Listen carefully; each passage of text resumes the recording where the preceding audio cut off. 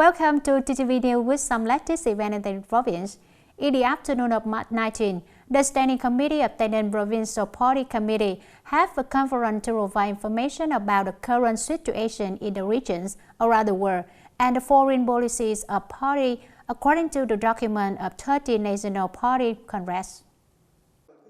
The current situation in the region around the world and the foreign policy of our party according to the documents of the 13 National Party Congress was provided by Mr. Lê Hải Bình, alternate member of the Party Central Committee, Deputy Head of the Steering Committee for External Information Work, and Head of the Department of External Information and International Cooperation, under the Party Central Committee's Commission for Propaganda and Training. According to the analysis of Mr. Lê Hải Bình, the most striking feature of the ongoing situation in the region and around the world is the impact of the COVID-19 pandemic on countries. Accordingly, due to the impact of the COVID-19 pandemic, the world fell into a serious multifaceted crisis, requiring countries to adjust strategies and modes of development to adapt to the new situation. At the conference, Mr. Lê Hải Bình also analyzed more deeply the regional situation, as well as the foreign policy of our party mentioned in the documents of the 13 National Party Congress. On March 19, the Defense Security Education Council of 7 military regions have an online meeting to review the work of defense security education in 2020 and deploy the tasks and direction in 2021.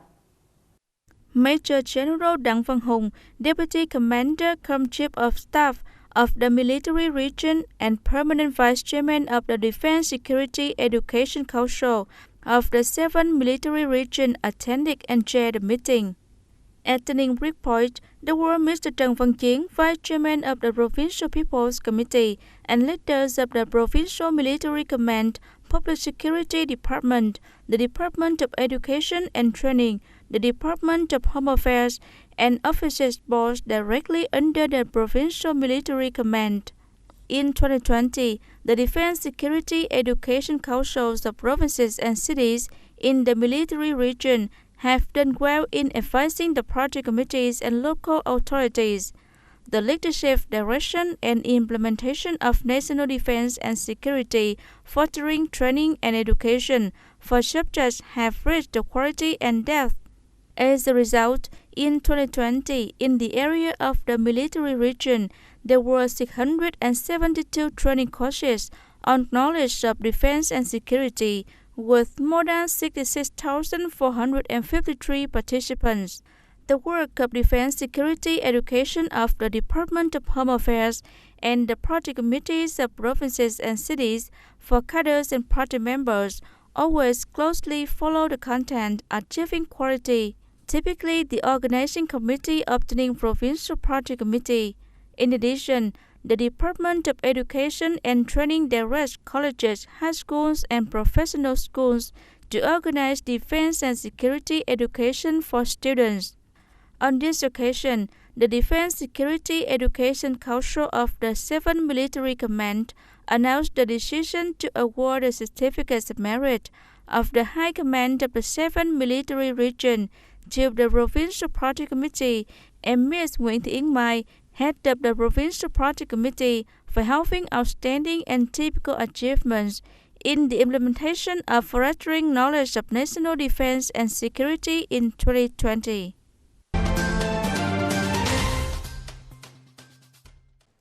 After 10 years of implementation of the government's public administrative reform master program, including the reform of the state administrative apparatus, according to the government's assessment, the state apparatus so far has been basically streamlined.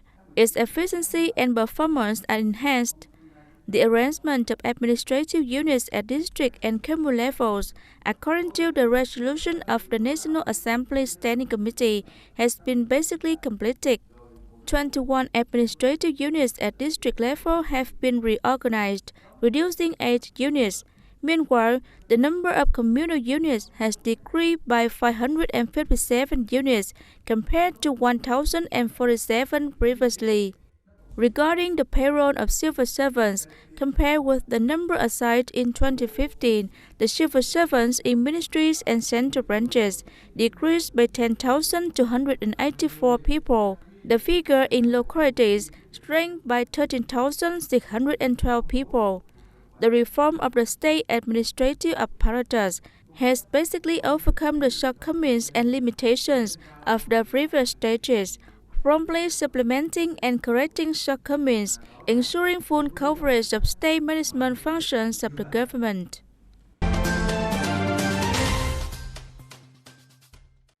On the 19th of March, the Election Commission of Tân Biên District held its fourth meeting. The Secretariat of the District Election Commission reported on the situation of candidates submitting their candidacy dossiers at district and commune levels, reported the compiling of the list of assets and editing the candidate's biography. The Secretariat also briefed the plan to inspect the implementation of the election of deputies to the 50th National Assembly and the People's Councils at all levels for the term 2021 and 2026, the printing of documents and forms serving the election, and planning of election team personnel. The Election Commission of Communes and Towns also reported on the review of the electoral roll to list correctly according to regulations. Besides, the establishment of election committees of common people's council deputies, election teams, printing of documents, editing biographies of candidates are also included in the report. The meeting agreed on the number of contents to prepare for the election of deputies to the 50th National Assembly and the People's Council at all levels for the term 2021 and 2026.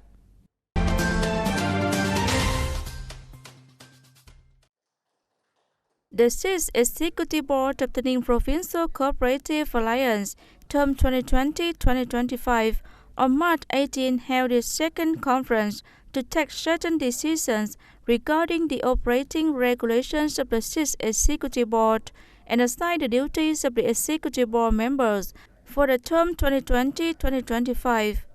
The Executive Board of the Provincial Cooperative Alliance elected its 3 additional members, including Mr. Nguyễn Trí Cường, Vice Chairman of Châu Thành District People's Committee, Mr. Nguyễn Ngọc Trỗi, Vice Chairman of People's Committee of Tân Biên District, and Vice Chairman of Dương Minh Châu District People's Committee, Mr. Đặng Thủ Thừa.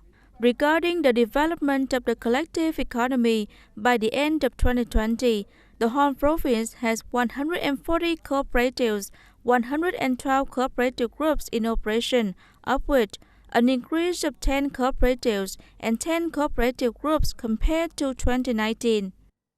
During the year, the cooperatives continue to be strengthened, organized, and operated according to the law on Cooperative 2012.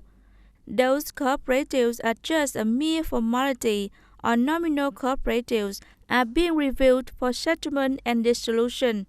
At the conference, the Executive Board members discussed the goals and directions of the collective economic development cooperatives in 2021, including solving difficulties, helping cooperatives have access to policies to link production and consumption of agricultural products in the period of 2019 and 2025, according to the decision number 23, dated June 28, 2019, of the People's Committee of Tay Ninh Province. Dear audience, for nearly a year, Mr. Nguyễn Thanh Hoàng, living in Phước Tân 2 complex, Phan Commune, Dương Minh Châu District, has boldly invested in nest house system for his 4-quarter mango garden. Since the nest house system was put into use, it has brought about very positive results. With the desire to produce toward biosafety to make clean products for customers, in early 2020, Mr. Hoàng decided to spend more than 200 million Vietnam dong to invest in the net house system surrounding his entire mango garden. I often think about how to overcome the destruction of the yellow flies so that the fruit won't be damaged. So I erected this net house. No one in Tay Ninh Province dared to do it. Since the protection of the net house system, the mango orchard is no longer attacked by the yellow flies, so the crop productivity also increases. This is the first harvest since the mango orchard has been cultivated in the net house. According to Mr. Huang estimates, productivity could be 1.5 times higher than before. Due to biosafety-oriented production and removal of plant protection growth in cultivation, the mangoes in Mr. Huang's garden doesn't have very nice designs. However, for customers, this is not a big problem. What they need are safe products. So many people in and outside the province have come to Mr. Huang's mango garden to visit and purchase his products. The net house covers the entire garden. The mangoes here are not subject to pesticide sprays, so don't have much aphids. It's grown in a natural organic form. The mangoes have natural skin a bit early, but the flesh is very delicious. Generally, the fruits for sale in Ho Chi Minh City are very nice, but I feel unsafe because I'm afraid of chemical crush. The design of the fruits here are not as good as there, but there are actually no chemicals, so I use it. Currently, many people in Tay Ninh province have bravely invested in membrane and net house systems in production. However, most models of greenhouse net house mainly apply to leafy green vegetables and cantaloupe, while applying to perennial fruit cultivation. Mr. Huang Mango Garden is the first model of the province. Although this model has initially brought certain effects, in order to bring into full place the efficiency, it's necessary to have the cooperation of the functional branches to guide people to apply farming techniques scientifically and methodically.